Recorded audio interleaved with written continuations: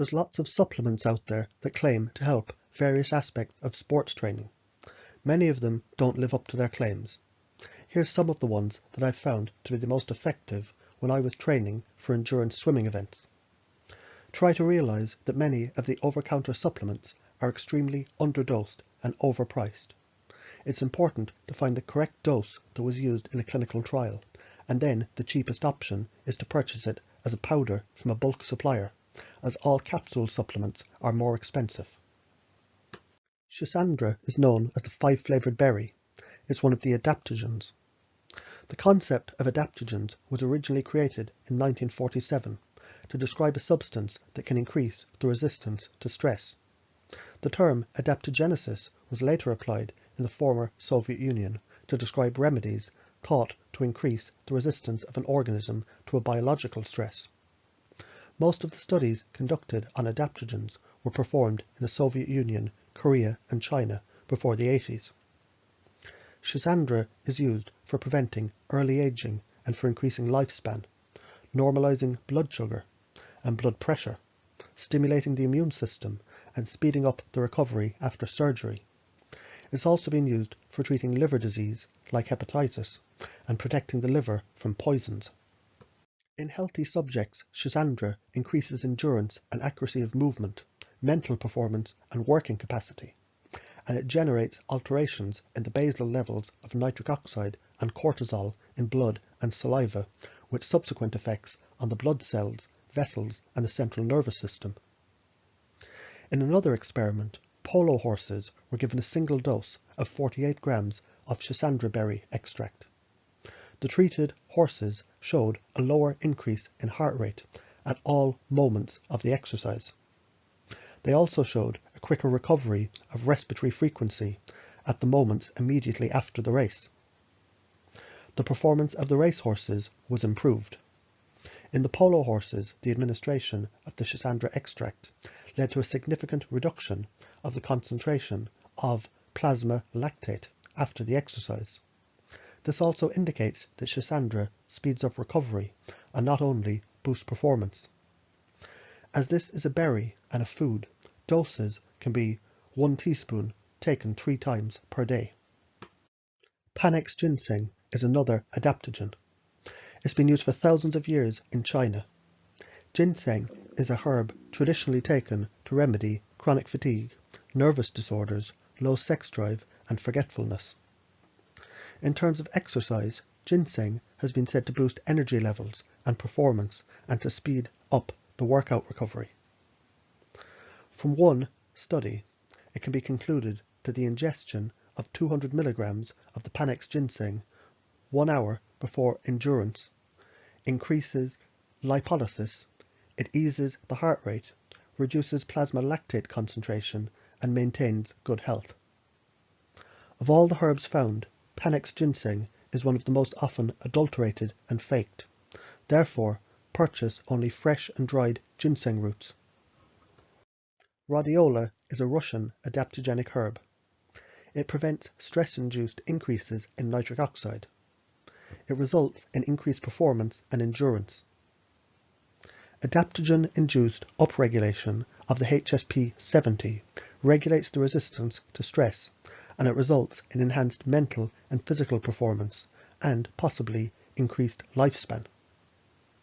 Several mechanisms of action are responsible for the effects of rhodiola, including interactions with the hypothalamic pituitary adrenal axis, effects on nitric oxide production, and defense mechanisms of proteins.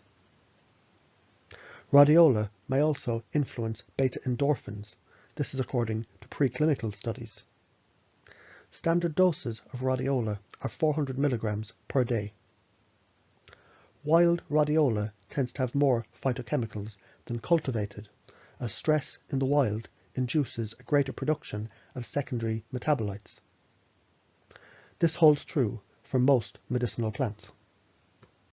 Ashwagandha has natural properties to calm you down and to boost your stamina. It also restores balance in the body.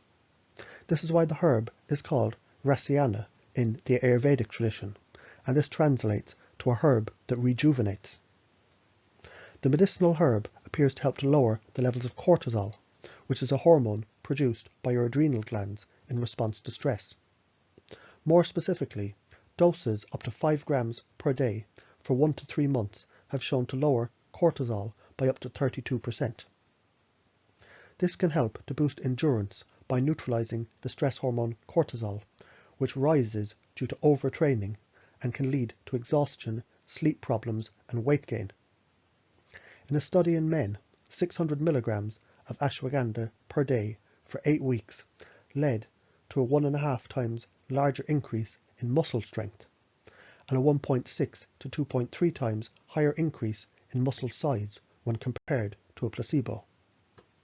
Beta-alanine has become widely accepted as a highly effective nutrient for endurance training and racing.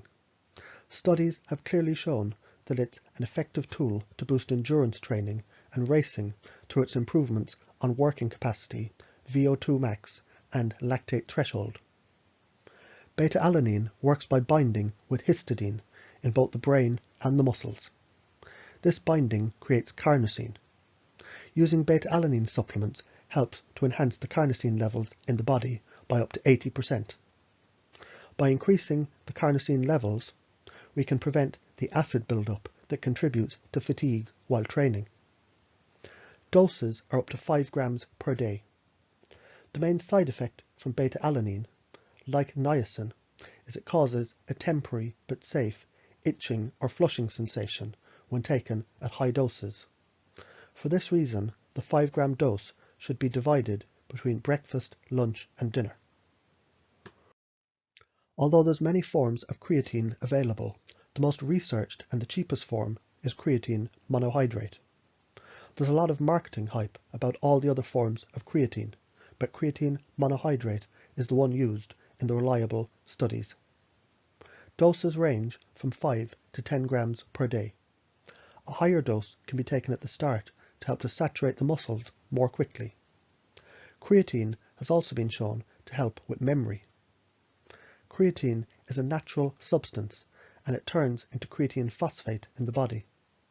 The creatine phosphate helps to create the substance ATP, or adenosine triphosphate.